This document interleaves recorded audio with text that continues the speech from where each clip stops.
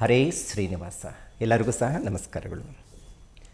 ಸಾಮಾನ್ಯವಾಗಿ ಯೋಗ ಅಂತ ಹೇಳಿದ ತಕ್ಷಣವೇ ಒಬ್ಬ ಮನುಷ್ಯನಿಗೆ ಅಭಿವೃದ್ಧಿಯತ್ತ ಕೊಂಡೊಯ್ಯುವಂತಹ ಕೆಲವೊಂದು ಗ್ರಹಗಳ ಸಂಯೋಗದಿಂದ ಉಂಟಾಗುವಂಥದ್ದು ಅಂತ ಹೇಳಬಹುದು.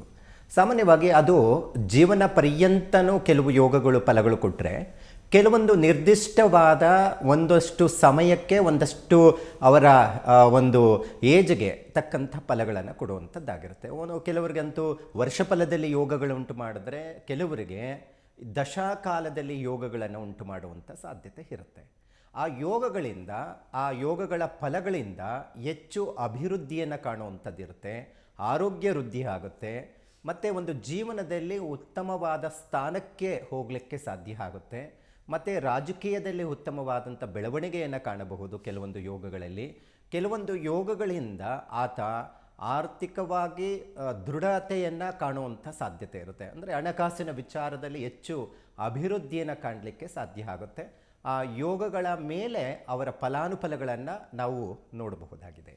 ಕಲಾತ್ಮಕ ಯೋಗ ಇದೊಂದು ಬಹಳ ಒಳ್ಳೆಯ ಯೋಗ ಅಂತ ಹೇಳ್ಬೋದು. ಅದರಲ್ಲಿ ಸಿನಿಮಾ ಕ್ಷೇತ್ರದಲ್ಲಿ ಇರುವಂಥವ್ರಿಗೆ ಮತ್ತು ಈ ಕಾಸ್ಮೆಟಿಕ್ ಐಟಮ್, ಸೌಂದರ್ಯ ವರ್ಧಕಗಳಿಗೆ ಸಂಬಂಧಪಟ್ಟಂತಹ ಬಿಸ್ನೆಸ್ಸು ವ್ಯವಹಾರ ಮಾಡುವಂಥವ್ರಿಗಂತೂ ಭಾಳ ಅದ್ಭುತವಾದಂಥ ಯೋಗ ಅಂತ ಹೇಳ್ಬೋದು. ಇದು ಯಾರಿಗೆ ಈ ಯೋಗ ಇರುತ್ತೋ ಸಿನಿಮಾ ಕ್ಷೇತ್ರದಲ್ಲಿ ಉತ್ತಮವಾದಂಥ ಸ್ಥಾನವನ್ನು ಗಳಿಸ್ತಾರೆ.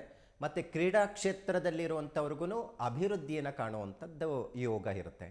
ಈ ಯೋಗ ಹೇಗೆ ಸೃಷ್ಟಿ ಆಗುತ್ತೆ ಅಂತ ಹೇಳಿದ್ರೆ, ಚಂದ್ರ ಮತ್ತು ಶುಕ್ರನ ಸಂಯೋಗದಿಂದ ಸೃಷ್ಟಿಯಾಗುತ್ತೆ.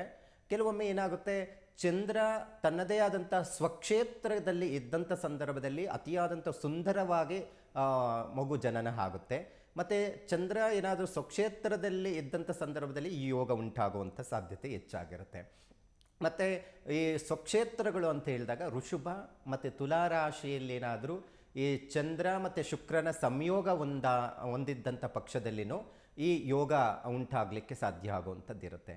ಈ ಯೋಗದಿಂದ ಉತ್ತಮವಾದಂತಹ ಬೆಳವಣಿಗೆ, ಅಭಿವೃದ್ಧಿ, ಮತ್ತು ಸಿನಿಮಾ ಕ್ಷೇತ್ರದಲ್ಲಿ, ಕ್ರೀಡಾ ಕ್ಷೇತ್ರದಲ್ಲಿ ಆಗಬಹುದು, ನೃತ್ಯ, ಇಂತಹ ಕಲಾಕ್ಷೇತ್ರಗಳಲ್ಲಿ ಯಾವುದೇ ಆಗಬಹುದು, ಚಿತ್ರಕಲೆ ಆಗಬಹುದು, ಅಂತಹ ಯೋಗಗಳನ್ನು ಉಂಟು ಮಾಡುವಂಥದ್ದಾಗಿರುತ್ತೆ. ಜನನ ಕಾಲದಲ್ಲೇ ಕೆಲವರಿಗೆ ಈ ಯೋಗ ಬಂದಿರುತ್ತೆ.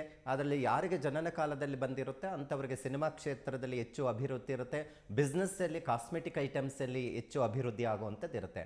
ವರ್ಷಫಲದಲ್ಲಿ ಈ ಥರ ಸೃಷ್ಟಿ ಆದಾಗ ಆ ವರ್ಷ, ಆ ಮಾಸದಲ್ಲಿ ಅವರಿಗೆ ಅಭಿವೃದ್ಧಿಯನ್ನು ಕಾಣಲಿಕ್ಕೆ ಸಾಧ್ಯ ಆಗುತ್ತೆ. ಈ ಪಂಚ ರಾಜಯೋಗಗಳು ಏನಿದೆ, ರುಚಿಕ ಯೋಗ ಆಗಬಹುದು, ಅಥವಾ ಈ ಶನಿ ನೀಚ ಸ್ಥಾನದಲ್ಲಿದ್ದು ಅಥವಾ ಫಲಗಳನ್ನು ಕೊಡದಿರೋವಂಥ ಸಂದರ್ಭದಲ್ಲಿ ಆಗ್ಬೋದು, ಗುರು ಯೋಗಕಾರಕನ ಆಗಲಿಲ್ಲ ಅಂದ್ರೇನು ಈ ಯೋಗಗಳು ಹೆಚ್ಚು ಫಲದಾಯಕವಾಗಿ ಫಲಗಳನ್ನು ಕೊಡಲಿಕ್ಕೆ ಸಾಧ್ಯ ಆಗುತ್ತೆ.